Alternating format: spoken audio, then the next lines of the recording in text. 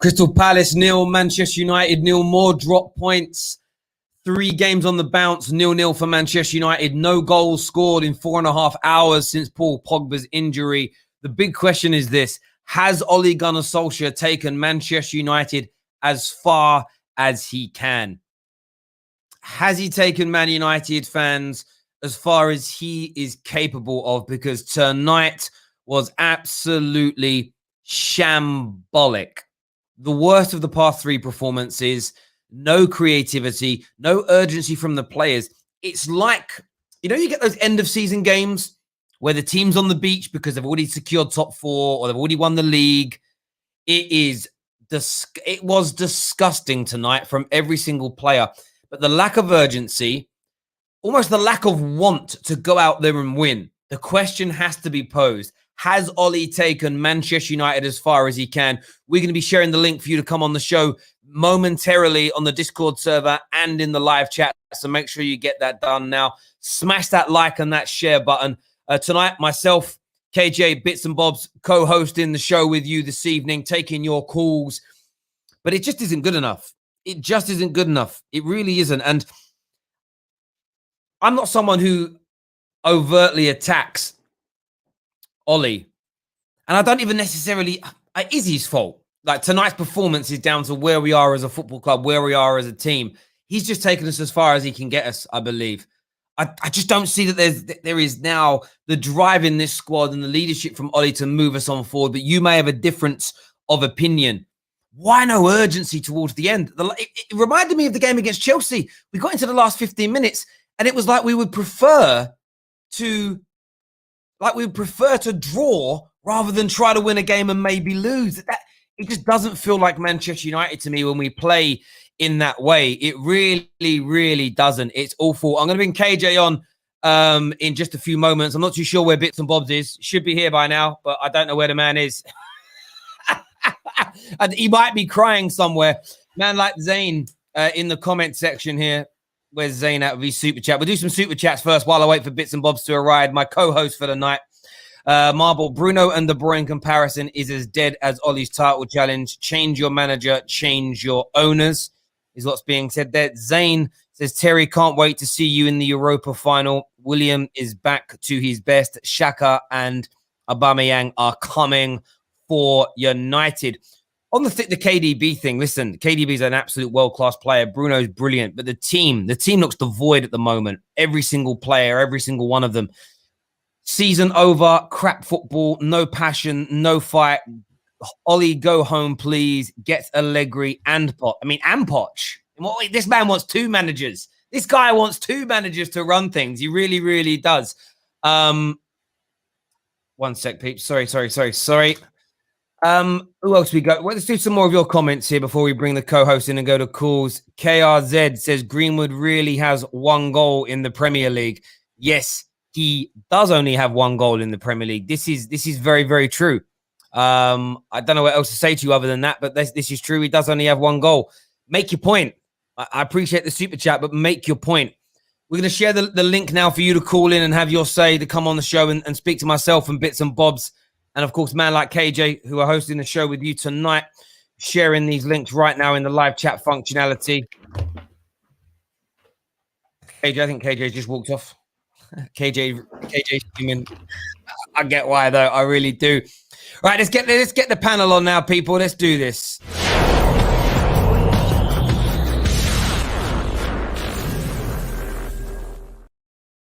Gentlemen, a poor performance again from Man United. More drop points. KJ, I want to come to you first, mate. I want to ask you a question. Has Ole taken Manchester United as far as he can? Yes, he has. If this, we know about this club. We know about the people who own it and the people who run it. If they're not going to properly invest and properly make sure this football club has got the right structure to bring in the right players with the right profile for this football club, there is only so much Ole can do. There's only so much Ole can do. We've seen it many times before when we're in these situations. Our best players are out, and Ole struggles to find a way. He struggles to find a way. And yes, that's a lot. A lot of it is due to the quality of players that he's got to use after the first team, in terms of your Freds, your McTominays, your Matiches in the midfield. But he needs to find a way. Bruno Fernandes is out of form. Marcus Rashford is out of form. Our two best players this season are out of form. The only player I have confidence in right now is Luke Shaw, who again made 2 great chances today, and they were squandered. Cavani, he's just come back from injury, but we hardly make chances for him. Greenwood is out there trying. I see him trying, but he's not getting any help. Yeah. And Ollie made this. Sorry to go on, but Ollie made this change in the second half, and you saw McTominay play more forward. He could have done that. He could have done that so much further in the game, so much earlier in the game to make that change. Have the DM one of the midfielders in the double pivot to go more forward and make a difference. But yeah, it's just, if this club ain't gonna back him, if this club ain't gonna try and become the best team, there's only so much Ollie can do, and he's a very limited manager. How about yourself, Bobbs? I mean, we all spoke a couple of months ago. We were pushing towards the top of the league. We went top of the league, and it was a case of there's been progression over the last 12 months. As soon as that expectation rose, since that point, we've been rank average at best. We've had some terrible performances. We're barely winning. We're scraping some wins. We can't score goals. Yes, counted. Our 2 best players of the season have gone off the boil a little bit, which is fair. They're allowed to have a bad patch. There's no doubt about it. But there isn't a plan. There isn't anybody else we can bring in. But where do you stand on this right now? Is that it? Has Ollie gone as far as he can, or do you think we're being too reactionary in this moment? I think you can look at it 2 ways. You can look at that 21 games unbeaten. However, I'm with KJ and yourself, Terry. I think serious questions has to be asked now. Okay, yes, any player can have a bad game. We know that. But there's other players on the field, Terry. You know, we've got a left back trying to force things because no one else is doing anything. We've got a right back who completed 1 take-on. We were bringing on Scott McTominay to change the impact of the game. I think that's where we are right now. We're bringing Scott McTominay on and Daniel James to impact the game. We're not bringing on Greenwood or anything like that because all of them failed. I think personally, I don't know, man, because, you know, I don't like getting involved in this Ollie in, Ollie out stuff. However, on that performance, I think easily that's the worst performance this season. And, you know, we had a manager that said finishing second was one of his best achievements. Are we even going to finish second? Are we going to finish top 4? I don't know anymore, because I'm looking at that and thinking, boy, where's a goal coming from? Do you know what I find with Ollie? We're going to jump into callers in this, and I want the viewers to come on and have their say. I want them to express their opinions. It's simple. When we're chasing things and we're hungry, and underdogs, and our underdogs, we're pretty good. Man United's problem is when we get ourselves into a position where you think, okay, you've caught back a 10-point deficit. You're 1 point away. Leicester drop points, go and win. Oh, we can't do it. We find ourselves second in the league. 2 match days running. Leicester drop points before we play. Perfect opportunity to create more of a gap, and we failed to do it. That's tactics. They're not overrated. Tactics are important. But again, what I see tonight, bigger and more potent than the tactical issues, is the mentality, because there was no urgency. And then we got to the last 20 minutes of the game, 15 minutes of the game. And as I was shouted down by Neeks, as I was shouted down by Danny the other day and I know I'm right, and I don't care how arrogant I sound, I was a sportsman. I understand this to the nth degree. There's a lack of mentality in there. You know, there are some fighters, and I've watched these guys in the ring, I train with them, that can do well first half the fight, second half the fight. They get beat up, but they don't win. They just cover up. They keep it safe. They don't take any risks to try and win, but they don't risk getting caught on their jaw. Coward fighters, in my opinion. Coward fighters. And that's what Man United have become. And we have to put that on Ollie. That is leader-led. Ollie needs to be putting rockets up their backsides. He needs to be on that. I'm not somebody who thinks he needs to be on the sideline every minute of every game screaming at them. But there are times where you can't accept these lackluster performances. But I think we're happy to be these bridesmaids. And it makes me feel a little bit sick. And we know, by the way, that this comes from the boardroom, because the board tonight, Malcolm Glazer, I don't know which Glazer's is or isn't alive. But the Glazers will be sitting again. We're second still. That's all they care about. I mean, it won't be pushed down. It's rotten. It really, really is. We've got some super chats before we go to your calls. Lots of people waiting backstage. Legendary Villain says it's not the players, it's the manager. We have a better squad than Palace, but they created better chances. We need to stop the giving Ollie better players agenda. His coaching methods are horrible. There's another super chat here from Strong TV that says Chelsea and now Palace 0-0. United didn't look disappointed after the game. There's no fight at the moment. And that, do you know what? I agree with that part completely. That's the bit that stands out to me, that stinks to me. There's no fight. Strong Silver Spring says it's always Man United bottled it. Never Ollie bottles it, like you say to every other manager in the title race. Have you read the title? The title was very damning about Ollie. I mean, if you're crying over the title, fair play to you. But I can't be more damning than asking if he's reached his absolute limit at the football club, as if we're sitting here being all biased. Another super chat here says, "Let's watch Neeks make excuses." Mr. Clark here says, "Terry, Ollie is the problem. Ollie is the problem. We need how to become." I don't know what you mean. We need to know how to become hunted. We need to know how to become the hunted, and not the hunter. Do you mean the other way around? I think he's trying to say we feel like. I hear you on that. That's a mentality thing. No, he's right. He's saying we need to be at the top. Who's getting hunted? We need to learn how to do that, and not always be. I thought you meant in the games. We need to be the ones hunting teams. Like we need to. Yeah, he is right. Sorry, I misunderstood because of the first spelling issue there. Strong TV again. Okay, no, I've already had that one there. Listen, I don't overtly disagree with anything that's being said. One more, Terry. One more. Oh, there we go. That one on my screen here.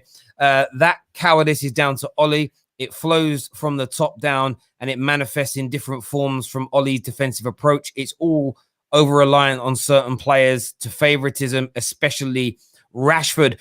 Do you know what I would say? Listen, I definitely believe a lot of this is leader-led. But let me just tell you this now. You do need to think bigger, my friend. You need to think beyond Ollie. You need to understand that the owners of this football club set the standards. They set the tone. And Ollie is under no pressure to make us better than second because there is no determination for Manchester United to be better than second. I really, truly believe that. We're going to go to our first. Oh, why haven't the other players not stepped up?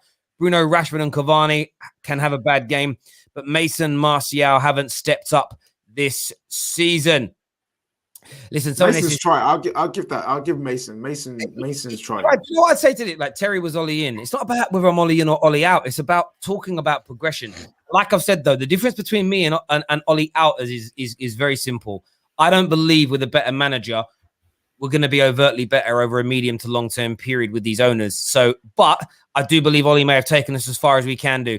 That's what I believe. Final super chat before the calls start. You guys played Jose Ball. Your manager smiles. Shame on you guys. Can't admit it.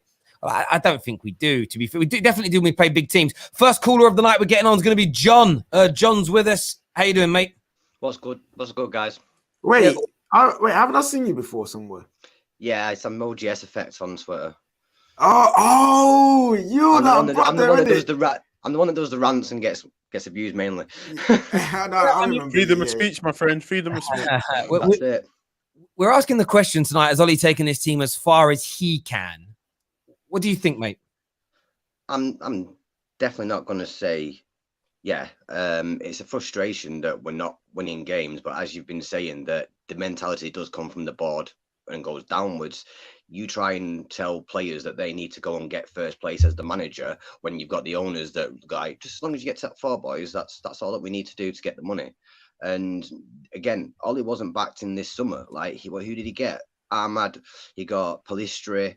You know, there's no first team actual players. Cavani wasn't bought in to be a first team player, was it? Like, Martial has just come off a season of scoring 25 goals, top goal scorer, and we expected him to kick on. Did he kick on? No. So you kind of have to like pick up the slack. And with no Pogba, there is a bit of an issue in the midfield because the quality isn't there. Now we can look at the middle of the pitch at the problem, because the middle of the pitch connects your strike to your defense, from your defense to your strikers. You know, if we had a Carrick in there, do you think that we'd have this situation? Probably not. And that's a big issue when you've got said the manager turning around saying, right, well, I need a Sancho. Well, we can't get you a Sancho. Here's a number 7 called Cavani. There is a problem. And you could, in a sense, yes, Ollie can only go as far with a team that he has at his disposal. You can't just magic a new player in to change what's going on in the situation that he's in. And the only upside to any of this right now is the 21 games unbeaten, but there's no point of being 21 games unbeaten when you can't beat a team. And I'm not here to turn around and actually say, oh, Ollie's the best, Ollie's this, Ollie's that. There is frustrations from Ollie. Like there is naiveties that we saw as Manchester United fans when Sir Alex Ferguson came in. But I'm not saying that he's anything like Sir Alex Ferguson. But if we had got so judgmental in Fergie's first 2 seasons, where would we be now? That's the sort of the issue you've got to look at. Now, the owners do have to take a big point of this, because if you're not going to invest in your club and take dividends out like anything, like we're going to have a problem. And I don't know. I want Ollie to succeed. I really do. You know, but it's the results get go on. Fergie, we need to have the patience with Fergie. I think people forget what Fergie done in Scotland when he came to Manchester United. Of course, true. But again, at the same time, he did have that situation at St. Mirren's where he didn't do anything there. So yeah, 100%. But he had credit in the bank. You know, he split the Old Firm with Aberdeen. He won the European Cup with Aberdeen. He dominated Scottish football. And I think people need to remember that. You know, that's actually a massive thing to do. Even now, to even say that he had time. He had some credit in the bank, though. And Man United wasn't the Man United that Ollie has walked into. That's all I'm going to say, just on what you've said. That's all. You are completely right with that. I'm not going to say that you're not. Like, there is credentials there. When you've gone and won yourself a European Cup with Aberdeen, you know, and then you've been successful, it is a platform to build on. But again, like, Ollie at no point got rid of a fan favourites, you know, getting rid of Norman Whiteside and people like that. You know, when there is a rebuild to be made, you know, you have to look at the long game rather than just the short or the middle game. And there it is. It's the rebuild aspect that I feel that if we as a football club were truly invested in, I would say, yo, listen, everyone, leave Ollie be. He's trying to do something and he's trying to restructure the club and everything. But because the club, this is not about the club when it is against Ollie, because the club are clearly showing that rebuild, restructuring, getting in the right, they're not on that kind of wavelength. So for me, it's like, all right, cool. If that is the case, Ollie being here is detrimental to him and us, because it's kind of like he isn't a manager that can just have anything that he had any kind of player and make something happen. Yeah. He needs specific kind of players, and that's that makes his system work. Winners though. We've had winners in. We've had Van Gaal in. We've had Jose in. Like, you can, if you want to bring in another manager, we can do. At the end of the day, there's no skin off anybody's nose here, really. If Ollie goes today or tomorrow. No, John, I kind of get where both of you are coming from, and I think for me it's really simple. I'm not one of these people I don't look at Ollie when he's smiling and get annoyed at him. Ollie, for me, has taken us to his natural limits. Do I think a better manager could make us play some better football? Honestly, I think we're at a point as a football club now where it's so painful to say it. We just need to bring in a manager that can make us play the most attractive looking football, because that's what we've become. We've become a team we ain't winning Premier Leagues for a hell of a long time. We're not winning Champions Leagues for a hell of a long time. We might as well just play some pretty football, maybe win an FA Cup or a League Cup every now and then. That's the standards that the owners have given us. And I know we all want more than that as Man United fans. The problem is there's no point having expectations up here where the club's run in a situation where you're only going to achieve down here. It's that expectation that we have in between that causes the problems. And then what we see, a club legend like Ollie being turned on, screamed at, spat at, called like the most ironic and idiotic thing you can call Ollie is a puppet. And act like him being a puppet's the big problem, because to be a puppet, there must be a puppet master. And if you understand what a puppet master is, their lives, the root cause of the problem. John, thank you very much for coming on, mate, and having your say. Really appreciate that, bro. Good chat. Another super chat here says 60% of the players are not the United standard. Ollie isn't a top manager. Coaches are weak and inexperienced. The owners are greedy. Disaster. Do you know what I'd say about that, which is true? We've got an inexperienced manager at the top. fledgling coaches and a board that don't have any football minds on them. You try to. That's why I'm saying it's limitations. We've hit where we can get, I think, now, and I don't think we're going to get any better than that. Next up on the show, we're going to have man like Neeks. Neeks is in the house. Another board draw. What went wrong tonight? And has Ollie taken us as far as you can go, Neeks? Horrible performance. I'm actually torn between whether this was our worst performance of the season, and we've lost 6-1 this season. It's literally right up there. We've lost 6-1 this season, and this 0-0 draw might be our worst performance in all competitions this season. That's how bad it was. I thought Sheffield United was bad. I really did. But yeah, this was terrible. It was terrible in more than many ways. I missed the first 15 minutes. It seemed like actually probably more than that, 25 minutes. And that's probably where all these chances that KJ spoke about, and I'm reading that happened. I actually missed all like Cavani, Rashford. I didn't see any of that. But from when I started watching the first 20 minutes or so, I mean, the players were awful. When I say they couldn't pass wind. They couldn't pass wind. Rashford, this is probably his worst game I've ever seen. He couldn't pass. He couldn't dribble. He couldn't touch. It was terrible. But what's worse than all of that? Forget even the technical aspect to it, which all of it was terrible. From nigh on everyone, you can probably forgive Luke Shaw and Dean Henderson. Was the effort and the energy at no point in the game, from the moment that I watched anyway, did the players look like they really wanted to win or even cared if they did or not? Even in the latter stage of the game, other than that quick little burst between McTominay and Dan James, nobody even got out of first gear in terms of running. It was walking, it was lethargic. And past the players, we can all see how the game's going. Nothing was happening. Absolutely nothing. The players looked disinterested. And as I said, technically they couldn't do anything today. Solskjaer waits until the 72nd minute to make his first substitution. The 72nd minute. So not only were the players not interested in winning, as far as I'm aware, as far as I can see, the manager wasn't interested in winning. He was content with allowing the players to continue with the performance in that second half. In reality, within 5 or 10 minutes of that second half, changes should have been made. We only made 2. We drew 0-0. How can you only make 2 when you have 9 subs on the bench? Absolutely pathetic performance, disgusting performance. And I'll tell you, listen, we got a derby on Sunday. No one's expecting to win. Forget all that. But it's a Manchester derby. I dare these players put in a performance like that. I dare this manager put out a team that performs like that in a Manchester derby on Sunday. Absolutely disgusting. The thing with this is, though, mate, the way you feel right now is how I felt after the Chelsea game, because I keep telling everybody, people can chat tactics to me until they're blue in the face. I get there are probably 10 managers we can all name that are tactically better than Ollie. Man United's biggest problem, and we've seen it on so many occasions over the last few years, and we improved, and then we asked to go to that next level. It's mentality. Like we just said, they were content with not losing the game. Do you know what? If Leicester would have won, I think we'd have gone for it a bit more. Leicester drop points. It's okay for us to lose points. Man United have fallen so far from grace.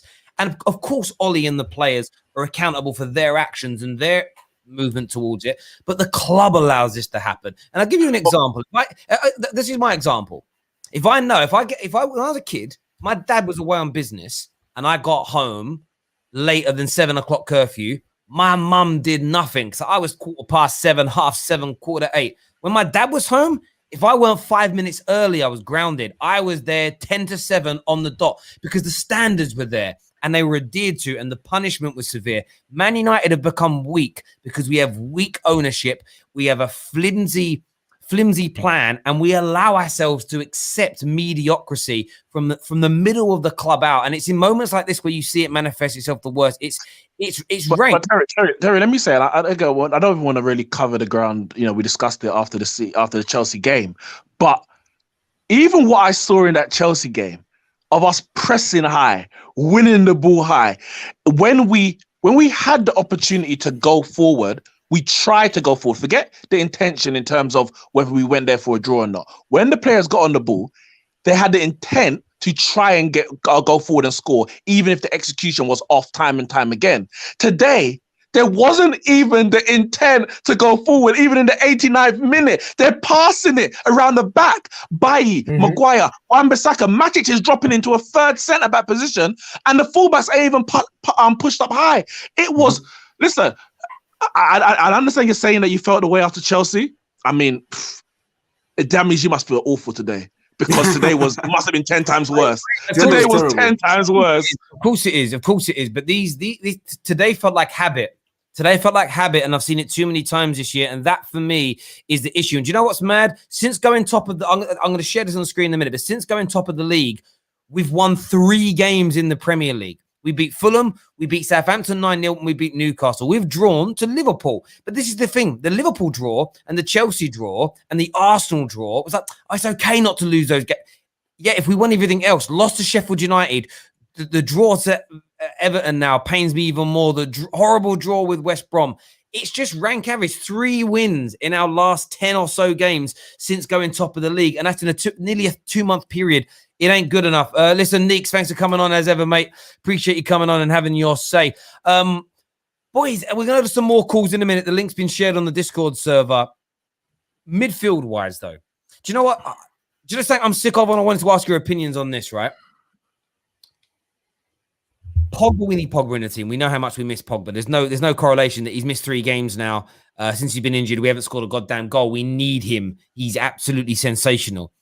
But I don't want to hear any more arguing or twin-costing or over which of Fred, Matic and McTominay play, because they're about as impactful as each other. Do you get what I mean? Like, you know, you sort of get people that scream from the rooftops if McFred start.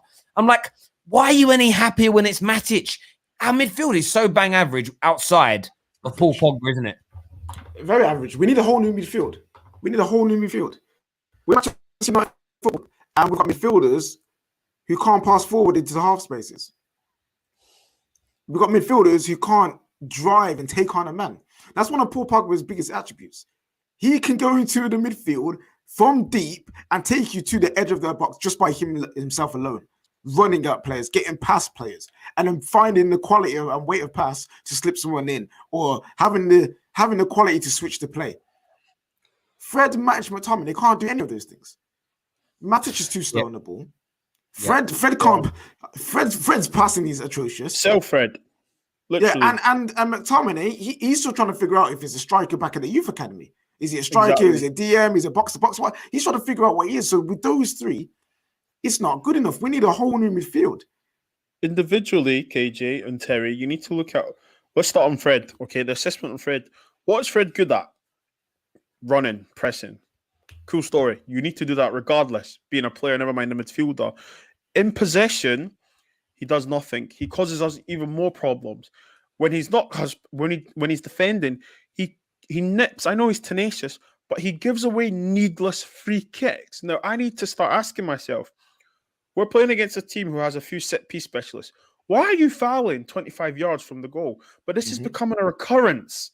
You're doing this every game, you know? And the thing I don't get, he argues with the referee, says, oh, I never touched him. But you did, though. We keep doing the same thing. So I think to myself, even if you're not being coached, as a person, you're actually not learning from this. Yeah, literally, I've got the same energy for what I've said about Dan James in the past, and I said it on the last Man United podcast. I said a player who is limited and who can only be used in specific games for Manchester United because they've only got one attribute or one role that they can play is not good enough. Fred is now becoming into that role, into that kind of category where he's only good for specific games, and as we get better, that is not good enough for Manchester United. And you know what? It stands out to me, and you'll always have people say, oh, flip-flops. You listen, if Fred scores a winner against City, I'm going to be saying pass to Fred and loving him because he's one of my players. But the reason why my expectations have gone up is because we raised our levels in the last 12, 13 months. We became a better team. We won more. We scored more. So now my question to Man United is raise it to the next standard, and we've not been able to do that, and it stinks. With Fred giving those fouls away is simple. It's the same reason I wasn't a massive fan of Ander Herrera. I love the shithousery. I love the tenacious running around. I love how good he was at winning the ball back at times.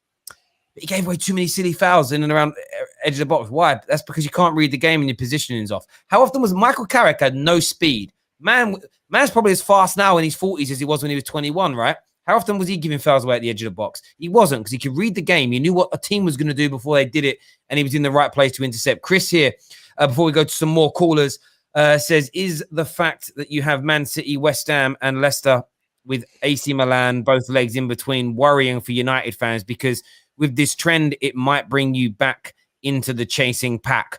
Listen, I think I can answer for all three of us and say it's absolutely worrying. And that's why the arrogant tactics from Ole, the cowardice approach in recent weeks, drawing against Palace, West Brom, and losing to Sheffield United. If you just throw those three results in, you know, the 6, 7, 8, 9 points we've lost in those games, which we should never be losing at any point. If that ends up costing us at the end of the season, Ole might find himself sacked anyway if he ain't in that top four. We know what these owners are going to do. Alfie here says Rashford was awful, but you look at the bench and who have you got coming on for him, really? We have no real game changers and no spine in this team. I disagree with that in terms of we've got. I understand why he necessarily doesn't come on every game because of the environment the team is in, but you've got Diallo on there. Give him a chance. You know what I mean? Like, if you need something different, why not use the kid who's got a point to prove? And tonight was a perfect example. Do you know what it was? It was a case, but do you know why I didn't give him an opportunity? And this is where you do need to look at the manager for his cowardice, and then you have to start looking at the fact that why. I said earlier on, if Ole has no tactics, no system, bad trainer, can't pick ballers, isn't brave enough to be a Manchester United manager, you have to then look at the owners for keeping him in place, right? As a longer term, medium term issue. But the reason that Ahmad isn't coming on is because Ole didn't want to risk losing. I don't want to upset the apple cart too much. He made really easy, simple substitutions, and it wasn't good enough. Stop a month ago, you lot were going on about McSauce this, McSauce that. I was accused about not living in the moment.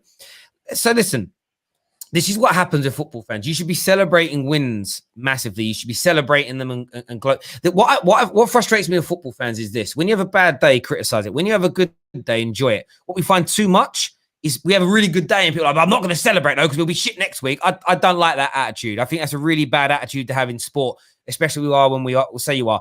The difference is as well, you've got to listen to what's being said today. And I'm not putting words in any of these two gentlemen's mouths. I'm not saying Ole doesn't have a system. I'm not saying Ole doesn't have tactics. I'm not saying he's a dead manager, bruv. I'm saying I think he's taken this as far as we can go. And I've been very consistent in this for 3 or 4 months now. Just listen to what I say rather than trying to twist what YouTube is saying to fit it into your own narrative for confirmation bias. Mentality is not there. We didn't drop points tonight because we didn't have a system, because we didn't have tactics, because we don't have quality. There wasn't the drive or the determination to win. And when you lose that, you're done. Man like Baz here says, these midweek games are hard on players. They're exhausted. Same thing has happened in the NFL with Thursday night games. I am not using it as an excuse, but it is just not Man United struggling in these games this year.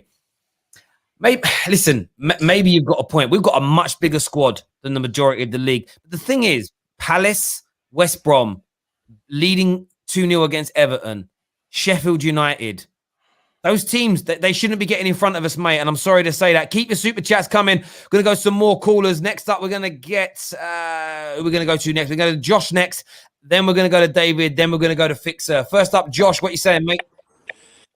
Oh, I'll tell you what, this team is about as reliable as the shirt sponsor when it comes to being a vehicle. Like, it's all power, but it'll fall apart within a couple of months. It's just one of those hassles. I don't even know where to start with this game. I mean, I didn't actually get to see the play because I was at work. I had earbuds in, playing an audio.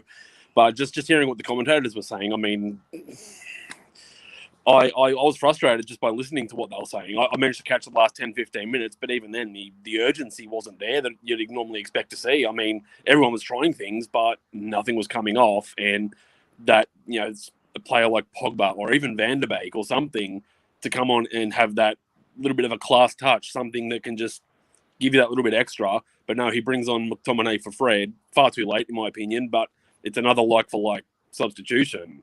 And you basically... I don't know. I don't know where to start with this. Well, I'll ask you a question then. So, yeah, do you think Ole's taken this squad and this team as far as he possibly can, or do you think that there's still room for improvement under Solskjaer? I still think there's room for improvement. I mean, it's just hard to see at the moment. We've plateaued and now we've gone backwards, and that has been the mantra for this team.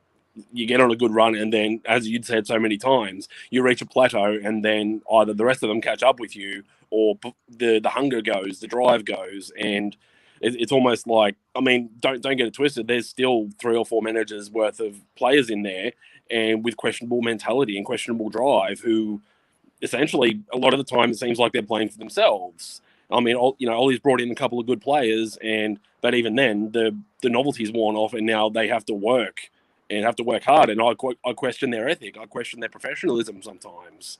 I mean, this is Palace. They've got. We didn't beat them either time this year, have we?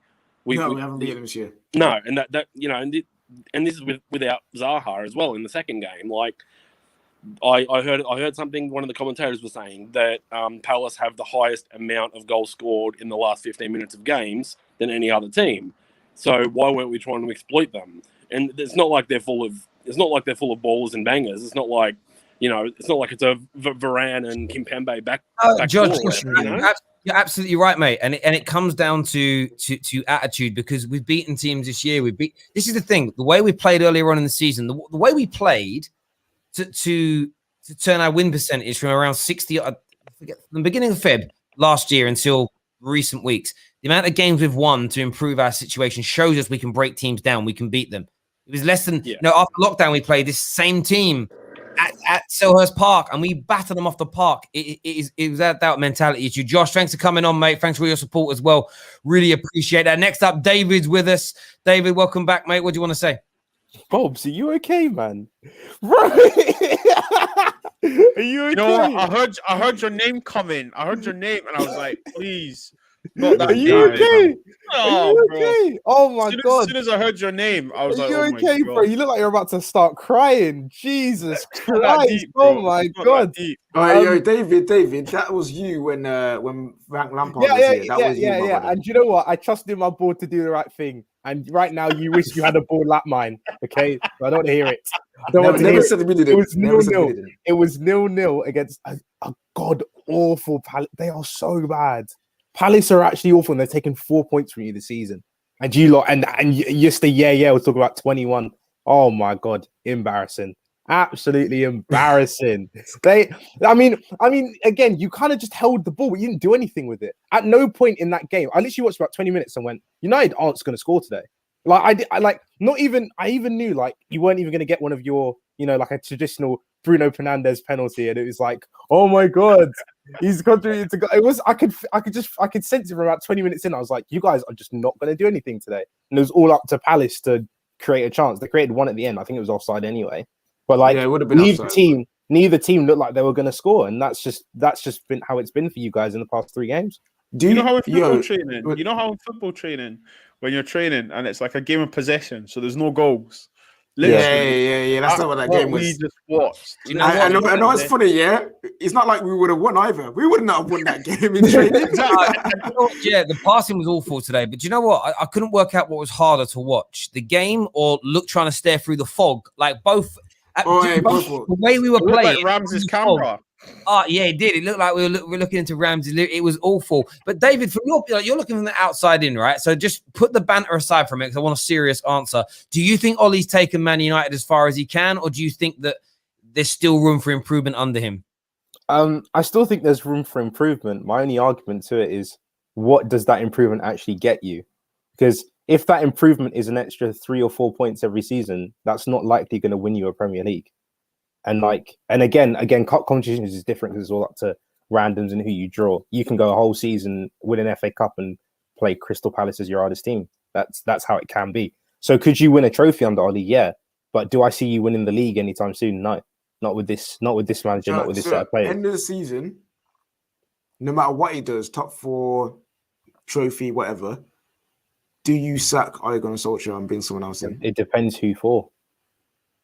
Like literally, it depends who for. If you can try and get. I mean, again, Nagelsmann's obviously everyone wants the Nagelsmann because he's the fresh new toy. Again, I've always had my reservations about Nagelsmann. I know he's a very good manager, but is it a bit too early for him to take on a job as big as Man United, especially with everything going on in the background. Do you know what you make? Probably not. So well, you make a really good point there. Is this Man United missed out on Pep and Klopp because of bad Poch now. Well, Poch isn't done forever because PSG is not a rival. Man United will never have Jurgen Klopp or Pep manage their club. It's just impossible now. But we missed out on both those managers, but one, because we're not run particularly well. Klopp did reject us. That's what people got to remember when people say, I wish we had a Klopp. Yeah, Klopp rejected us because of the way our board operate, but that must have been Ollie's fault, right? We missed out on Pep because the 2 times he's been available since Fergie's retired, we didn't have our ducks in a row. We didn't have anything in order.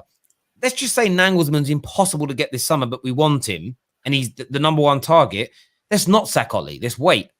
Now, I know it's hard for fans because the fans are going to demand him go sooner, but this is where we need a strong board. We don't need a strong board. We're going to listen to the weird demands of an agent that we shouldn't be listening to, that are going to listen to what social media says, that are going to listen to Gary Lineker or listen to what Gary Neville's got to say on Sky. We need a board that goes, you know what? Ollie probably has reached his limit, but the guy that's going to take us to the next stage, if we really do have a plan, and if we really do have the ambitions to move on, isn't available into the summer of 2022. We're going to wait till then. We're going to land our man. We're going to move forward, progress at the right rate. The issue is we haven't got that. What we'll do is we'll panic if we don't make the top 4. We'll get rid of Ollie. We'll bring in someone that's maybe 3rd, 4th, 5th on the choice list. Give him 18 months. And by the time we're ready to sack him, the number one choice in Nagelsmann is going to be at Tottenham, or is going to be, replaces Jurgen Klopp at Liverpool or something, and then we lose out on him. That's the issue here. We're not even likely to land the targets that all the OLEOUTers want. And that's the thing for me. Is, although I feel like Ollie's reached his limit, what scares me more than keeping Ollie at the club is who we're going to replace him with and what we're going to do, like how we're going to operate. Are we going to go in a new direction? Are we going to try and sell off the squad again? That for me is the fear that I have. There's no forward planning with this club, no forward planning, because even if you wanted Nagelsmann, you could easily say, right, cool, sign a pre-contract. You will joining us in 2023. You know what I mean? Or the summer of 2022. You say to Ollie, listen, Ollie, you can either stay as interim for this one last year, or you can go if you don't want that. Red Bull Leipzig did that with Nagelsmann before. We could do it again. Man City announced Pep like 6 months before he came. So there are ways to do it. Like if Ollie didn't want that, you can bring in an interim just for the season, just to keep the ship steady. You can do that. There are ways to have Man United move forward. But these guys don't care. We're so reactionary. We're so stale. We're so stagnant. And and Terry's right. We could sack Ollie. I wouldn't be upset. I really wouldn't. Jesus, wait. But when we do sack him, what's next? What is next? It's true, and it's absolutely true. David, mate, thanks for coming on, having your say. Really appreciate that. Next up is Cam. Then we've got Fixer on the show. Cam's with us all the way from Canada. What you saying, mate? Has Ollie gone as far as he can, or is this a player issue? What you saying? I don't want to talk about the manager. And the reason why, I'm just kind of tired of it. It doesn't. I want him to stay, but I'd love him to get sacked just so people can shut up. Like, shut the fuck up. It's gotten to a point where, like, honestly, no, it's so fucking annoying. It's not swearing. It's just gotten so ridiculous. Like, I miss Paul Pogba. I've said it a million times. The problem with Ollie, and we're seeing it now, is he's only good enough to coach when he has players that are good enough to coach, in that sense, if that makes sense. Without Paul Pogba, remember when he was swapping Paul in and out with Bruno and it was working? It's because he fucking clearly knows. He clearly knows that the rest of the midfielders can't do anything. Anything. Our midfield is so bad. I'm sorry. Let's call it speak. Like, Fred is terrible. Like, McTominay, I like the guy, but he's not good enough. I said it last time. Like, I wasn't surprised that he didn't complete that pass. I wasn't surprised when everybody's like, oh, it's an easy pass. I'm like, Scott's not good enough, in my opinion. So the way I look at it straight up, if I'm going to be completely honest, is we just need a better midfield. People are getting mad at the rumors of us getting that guy from AC Milan. Go get any midfielder you can. I don't care. Sell Fred, sell everybody else. Keep Paul Pogba. Everybody who's Paul Pogba out can go. Like, I'm composing myself. But everybody who's Paul Pogba out clearly has no idea what they're talking about. He's the most important player in our team.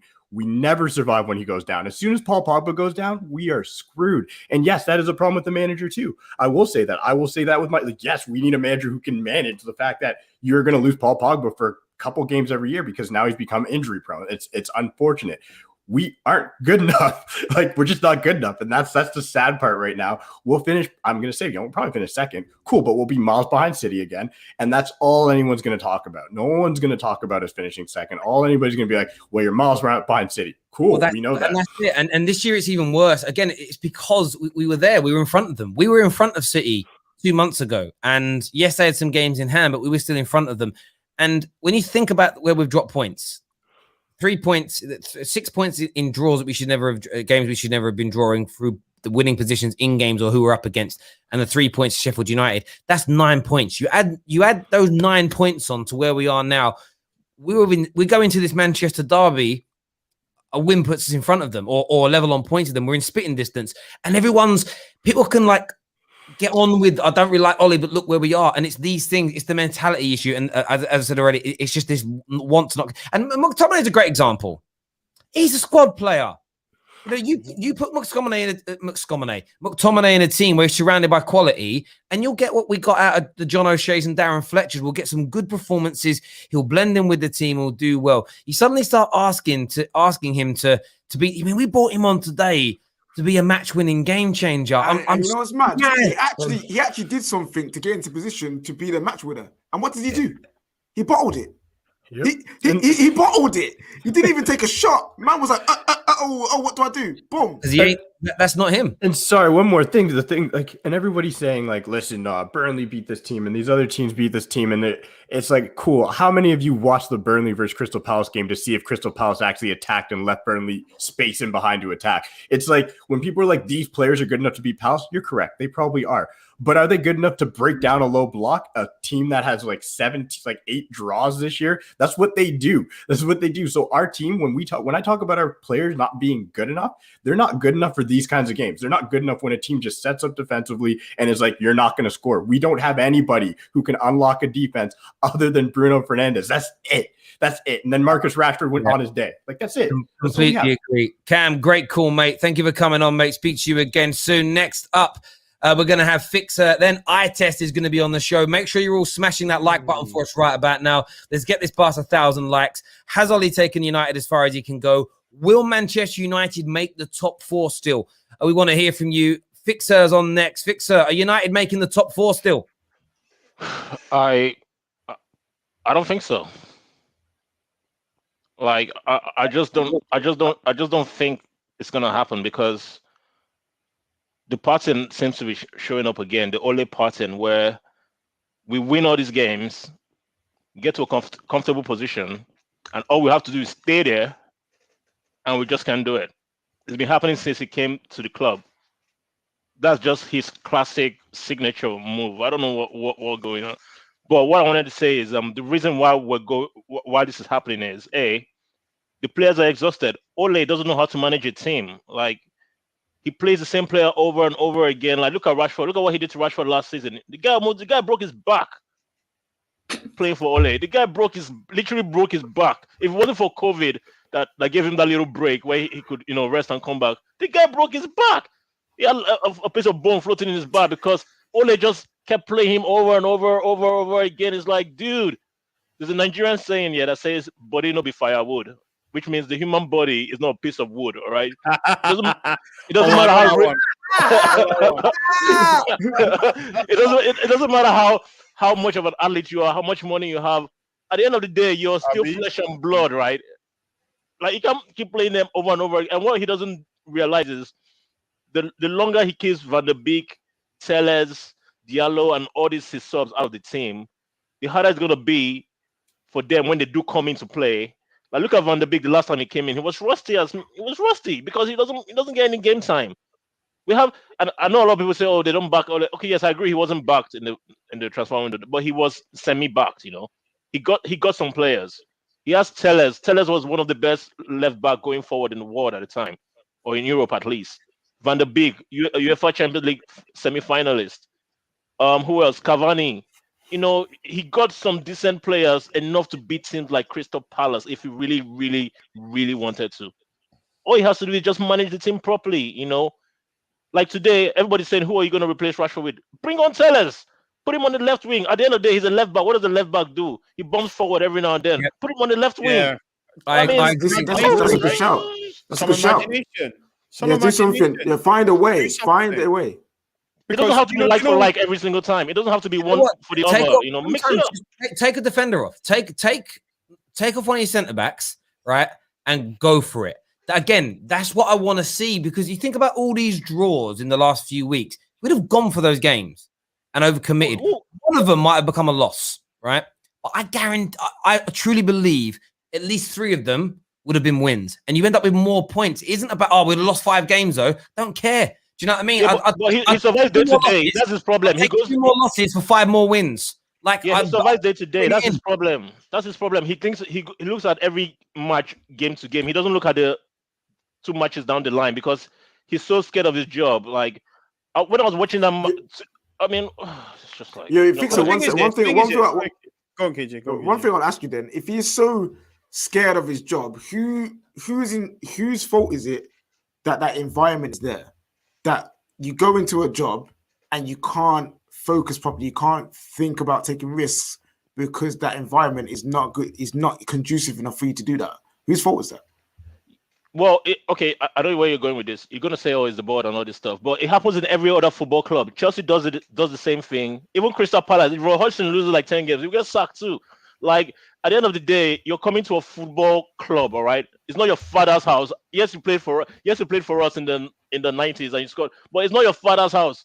Your name is not written anywhere on that building. You're right in that regard. The problem that Man United have is that what we should do if we were run properly, if Ollie now coughs and splutters over the line, he should still be sacked. Yes. Yeah.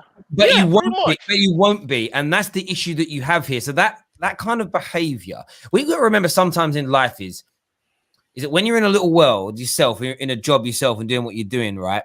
It can kind of, what's the word I'm looking for here? Like you can kind of be a bit sheltered to what everybody on the outside is doing. And Ollie's now just focusing on how do I keep my job? How do I keep Man United where I want them to be? Because he doesn't want to be a failure. And it's going to pull us down. It really is. Fixer, I appreciate the call, mate. Thank you for joining us from the front door as ever. I love it. So next up on the show is going to be eye test. Make sure you're all smashing that like button. Member chat only for the remainder of the show. Now paying homage. We've got to go back to doing that more regularly now. Member chat only to everyone who's still a paying member of the Football Terrace. Thank you there to legendary villain that signed up to come on and have his say. Fixes at Terry's front door. How? Okay, I didn't press that one, did I? There we go. How is that a good manager? Come on and have your say, bro, and explain to us why it's not. Next up, eye test on the show right now. Eye test, welcome back to the Terrace, mate. What are you saying? Yes, I wanted to say that they told me to trust the process. They told me a culture rebuild is going on. And they even said, I haven't heard this in a long time, but they even said we were the Avengers. They even said we was the Avengers. Yeah? And the worst thing is, I believe they all. I fell for their lies. Whose lies? Yeah? They lied to me about Whose the culture rebuild. The lies on the culture rebuild. Hang on, eye test. Be specific. Who are you talking about? Who lied to you? The Oleouts. The Oleouts lied to me. They lied to me. He's scared they're going to hear it. Listen, I'm angry right now. I'm angry right now because they lied to me and they told me we was going to win the league. They told me 21 and 21. They told me the league was going to come. You know, wait, I test. You said you could just get lied to all the time then, because I swear when you was Ollie out and tried to go back into Ollie in, you said they lied to me. You said they lied to me about this. They lied. So everyone, I just want to say, these people who are you listening were to? telling the truth the whole time. I test. Listen, I'm going to say this to you now, bro. You're entitled to your opinion. And right now, every Ollie outer in the world has the right, and they will be. They'll just be absolutely like gloating. They'll be over the moon. They'll be happy. And of course they will, because they're right. And the saddest point is they're actually happy they're right. That's the bit that would worry me the most about their dedication to Man United. But it's fine. Like, everyone's entitled to support the club in their own way. My issue with you is that you don't have your own brain. You don't have your own thoughts. You don't have your own opinions. Every time you come on here, do you know what you do? And you don't realize I know this. You come on here with a point. I'm like, bro, you just watched my boy's stream on another channel 2 hours ago. He said those exact same words. You are literally a fucking parrot, bro. You literally repeat everything I'm going to call you. No, your name ain't eye test anymore. It's Mockingjay. You're a Mockingjay, bro. You just hear what other people say and then you go around spouting it, bro. What's wrong with you? Listen. You see, I want to address what KJ said to me earlier. Yeah, he said when I said they lied to me, the OLEOUTers. Now I realize they've been telling me the truth the whole time. They've been telling me the truth the whole entire time. All these OLEOUTers, they were right. Yeah, we're 2 years in. We're 2 years in, and they're still saying trust the process, and we're still seeing performances like this 2 years in.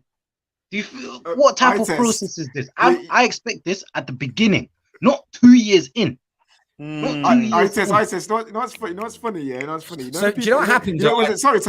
You know when you're saying they said the real, they said this. They also said the Avengers. You do know that some of the guys who are OLEOUT are the ones who created the Avengers now. So exactly. So that makes no sense. Because it's the OLEOUTers or some of the OLEOUTers who have made the Avengers thing. And plus, most of the OLEOUTers were the ones who said 21 in 21 more than the OLE-inners. Oh, yeah, barring Alfie. I actually saw an OLEOUter today, so I can't believe how much he bottled the title race. And I was like, yo, jeez, like it's a madness. Listen, Itech, you're entitled to your opinion, bro, and everybody is. You can support Man United. I know we banter you a lot on here. You can support the club in any which way you want.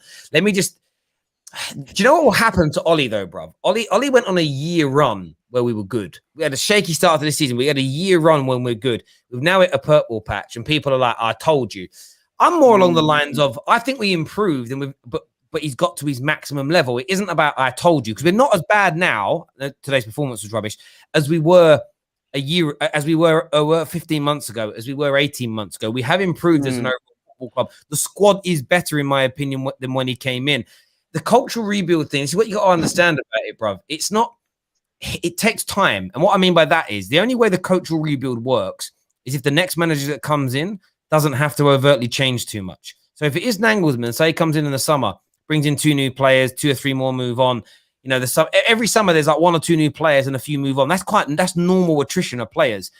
Where it won't work is if a new guy comes in and we're having to get rid of 5, 6, 7 players, doesn't want half people in the squad, and that don't click. And I think what you'll find is going to end up happening with Man United is in 2 years' time with another manager, we're going to end up being back in the same situation again. Nothing's going to change. Hamster will FC, no doubt about it. Question for you, though, Itest. Are we going to make the top 4? I think we're going to make top 4, but that's nothing to celebrate. We used to banter Arsenal a couple years ago. So is that yes or no? Let me ask you this question then. So if we get into the top 4 with Ollie playing the way he is, do you still think he deserves to be sacked? Of course. So what type of expectation is top 4? Okay, because you're not. Hang on a minute. So I've asked you one question. You shout at me like that's my expectation. You know what my expectations are. It's so weird that you have a. You know, in life, when someone asks you a question, sometimes a question isn't representative of my opinions. It's a question based on what I hear. So let me go to the final point I was going to make before you lost your head. All right. If the board keep him on after he scrapes top 4, how are you going to react to that? I'm going to be angry. I'm going to be angry. At who? At the board and Ollie. Why Ollie? Ollie though? Because I remember he said because I don't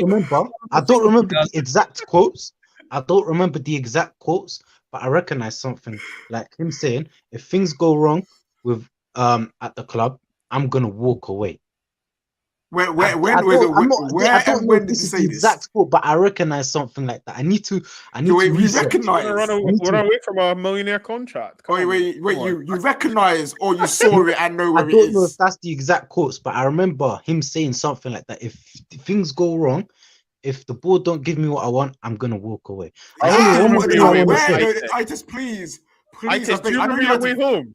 I need to research it. I can't remember. Yeah, but I know you anyway, like to I do wanna that. know. You know, Please, you know what's please find interesting, it though, right? and You know, send it to me, what's please. interesting? You get a lot of people say things like that. Jose once upon a time said his relationship with the board is amazing and he gets exactly what he wants. Managers say stuff. Do you know what? You've got this habit of, again, we do this in life, though.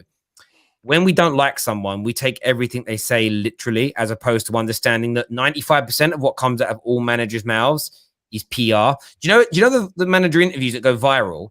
They're the ones generally where they start speaking the truth. Like when Klopp snaps or Pep's like, yes, Happy New Year. Like that's when they go viral because you see the human element of them come out. When they're just giving the generic answers, no one cares, right?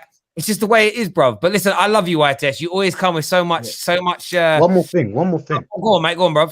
Yeah, because I'm not like I wanna keep the same energy because obviously I'm not a big fan of Martial, but if Martial performed the way Cavani did, it would be hell. If Pogba performed the way Bruno did, it would be the outrage would be unbelievable. If Martial performed the way Rashford did today, the only person who showed any heart today was Luke Shaw. We need to give credit to Luke Shaw. That's the only guy that looked like he wanted it today. Yeah, I mean, That's all I want to Ollie has absolutely changed his career, hasn't he? So credit to Ollie as well for coaching that out of him, mate. So listen, ITS, thank you very much for coming on, mate. I have an interesting super chat here that says Bruno is not KDB's level. Maybe it's a British thing that y'all don't know the difference between world class and a player in form, and I like Bruno. I mean, first of all, I wouldn't put it down to somebody's the immutable element of where I was born. Firstly, I think that isn't the case for me with Bruno Fernandes. When people say form, 3 years now he's been in this level of goal scoring and creative form. If you want to call it form, I think when you've done it for over 3 seasons, then it's quality. The problem that you have, the difference between I've seen KDB drop games where last night I didn't think KDB was that great. As an example, right? As an example, I've seen him drop. Start the season. Start of the season he was poor. The difference is, sorry, I'm just making sure my TV didn't turn off. The difference is that KDB is surrounded by quality, meaning when he has poor games, when he has off days, there's other people that step up. If KDB was in this Man United team and had an off day, and to change the game creatively, we were bringing on, man like Scott McTominay for him. It's the same with Bruno's now going through the same problems that Pogba did. When Pogba wasn't performing and there was nobody else that could step into the void, Pogba's poor performances protrude, but they stand out more because it's the big fish in a small pond, and that's all that Bruno's having happened to him here. When you're in a squad full of world-class players, you're always going to stand out. Ollie, when he's pressured, he gets good results and goes on a good run of form, then goes on a bad run when he's in third place. The irony in that is if the club put more pressure on him at all times, so if he needed to always be better, always improve, always be moving forward, he'd probably perform better. But I hear you on that. Ants in Pants says, ITES brain is made of jello. Now, listen, ITES is a good guy, there's no doubt. I would love to join when you have an Ollie discussion. There's an Ollie discussion going on right now, bruv. Next on the show, we've got man like Satan's favorite devils with us. What you saying? Hello, you guys hear me? Perfect. Yeah, it was.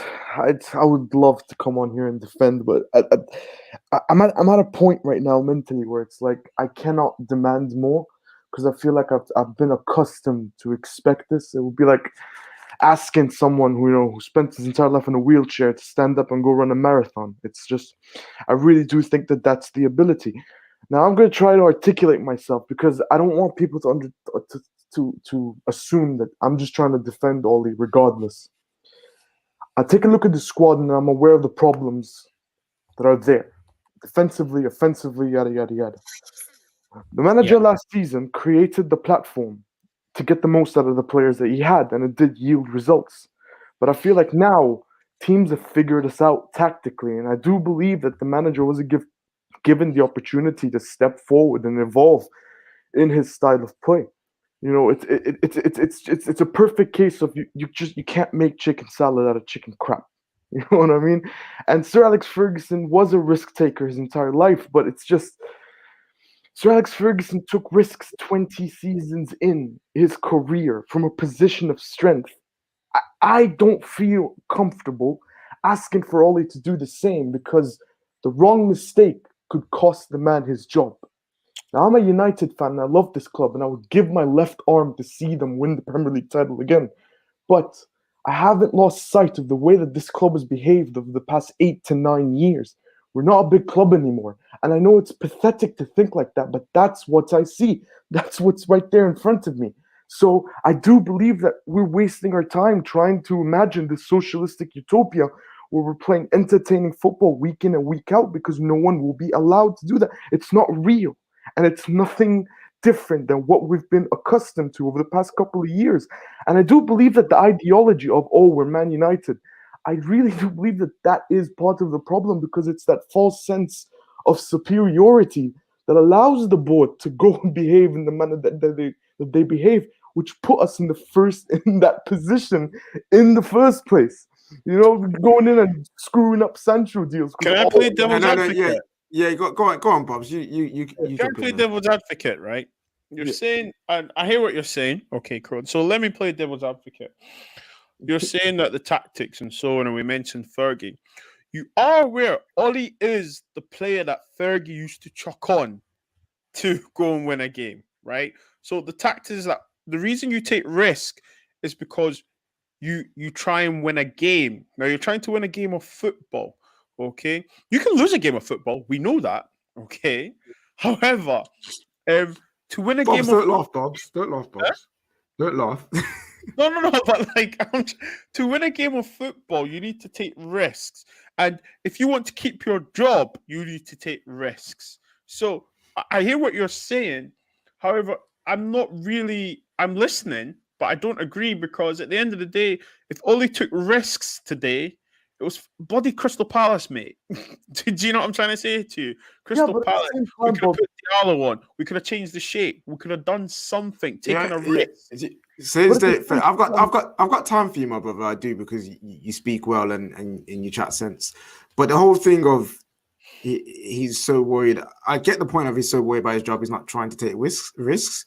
But if you're in a position where you feel like I have, no matter what I do, it's going to be a certain way, then in my eyes, in my opinion, you do the unthinkable. You take the risk, because either way, the same result is going to be happening anyway. So Ole playing it safe all the time is not helpful for himself or Manchester United, because you're just going to repeat the same thing over and over and get nowhere anyway.